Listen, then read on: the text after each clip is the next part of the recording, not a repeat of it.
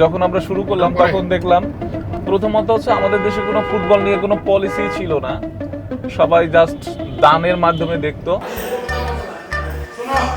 Disability বেশি সমস্যা গ্রামে গ্রামে বেশি হলো সব অবহেলার পত্র হয়ে যায়, যেমন খেলার মাঠে যে বাজার ঘাটে মানে যেখানে যায় সেখানে অবহেলা করে অবহেলার পত্র হয়ে যায়।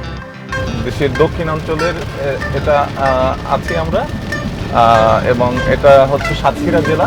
এই এলাকার মানুষের অর্থনৈতিক অবস্থা ভালো না, তো এই জায়গা থেকে এরকম একজন প্লেয়ার উঠে আসবে, তাদেরকে নিয়ে আমরা কাজ করতে।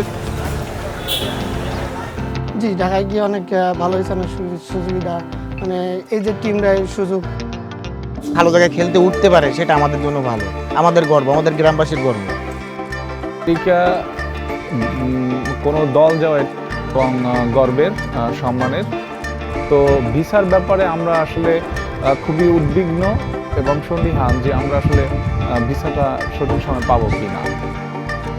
নিজের একটা গর্ব করতে লাগবে যে বাংলাদেশ টিমটা দেশের হিসেবে খেলবো, দেশের হিসেবে সুনাম অর্জন করবো, এটাই।